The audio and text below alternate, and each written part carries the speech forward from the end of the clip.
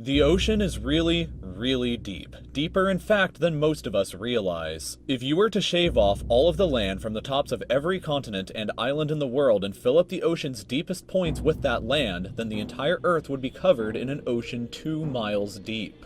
3/4 of our planet is already covered in water though, and it goes a lot deeper than just 2 miles. Let's start with a sense of scale. This dot right here is the size of an average human, this slightly larger dot is the size of an elephant, and this is the size of the largest ship ever built, the Knock Nevis. With that in mind, let's start going underwater and see what we find out.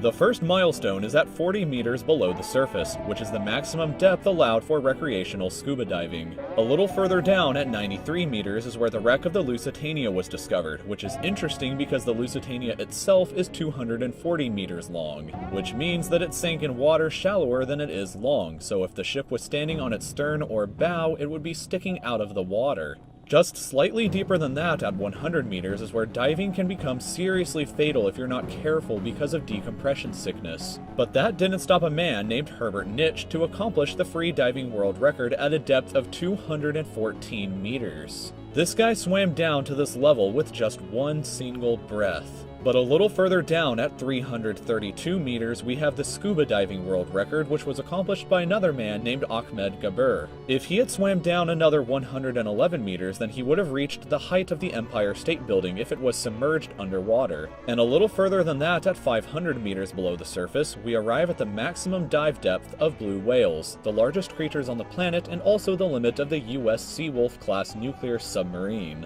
At 535 meters, we can witness the maximum dive depth of emperor penguins, and this is when we must bring up the intensity of water pressure. At this level below the surface, the water pressure exerted on a person, or the penguins, would be roughly equivalent to a polar bear standing on a quarter. So further down the depths, at 830 meters, would be the height of the Burj Khalifa in Dubai, the tallest building in the world.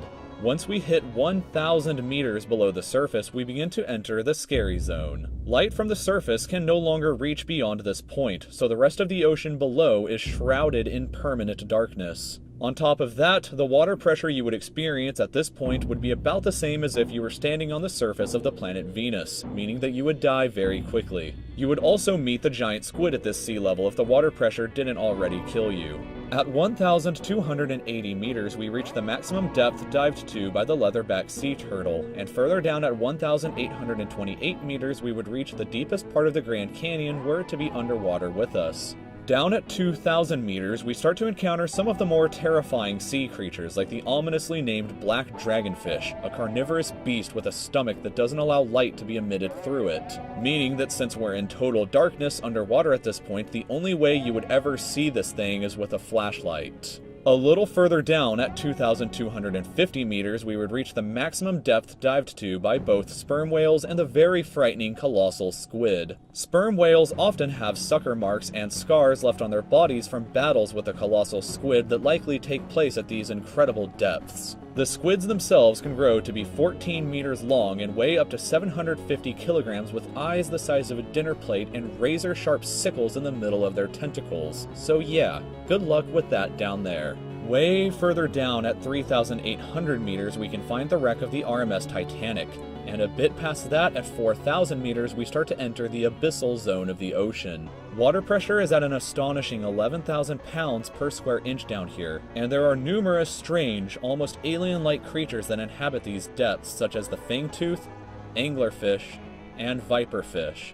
Down at 4,267 meters is the average depth of the ocean where you would normally expect to hit the floor, but there are parts of the ocean that go significantly deeper than even this. At 4,791 meters rests the wreckage of the battleship Bismarck sunk during World War II, and way down at 6,000 meters is the beginning of the Hadal Zone, named after the underworld Hades itself. The water pressure down at these depths can become 1,100 times what you would experience way back on top at the surface, which is roughly equal to an elephant balancing on a postage stamp or a single person carrying the weight of 50 Boeing 747 jumbo jets. Down at these depths, you would be crushed immediately without any outside protection, but life still exists down here in various strange forms. At 6,500 meters, we reach the maximum depth that the DSV Alvin can dive to, a popular research submarine that helped to discover the Titanic.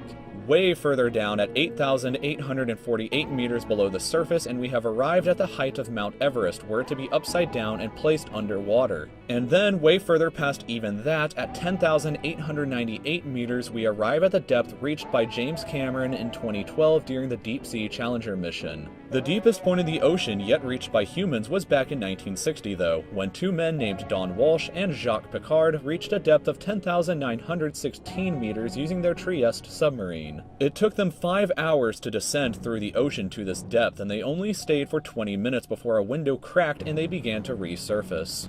Just a bit further down from there at 10,972 meters, and we reach the average flight altitude of a commercial airliner. So if you've ever looked out of a window while on a flight and looked down to the ground, that's a very good sense of how incredibly deep down into the abyss that we are currently at. Finally, when we hit 10,994 meters, we have hit the bottom of the known ocean called the Challenger Deep, right here on this map just about 300 kilometers southwest of Guam Island. However, it is believed that there are almost certainly even deeper parts of the ocean than this that just haven't been discovered yet. It wasn't until 1997, after all, that the Sirena Deep was discovered with a depth of 10,732 meters, making it the second deepest known point in the ocean. It is estimated that only about 5% of the ocean's floor has been accurately mapped, leaving the other 95% to be currently a mystery. It may be only a matter of time before an even deeper part of our ocean is found, and who knows what we may discover there.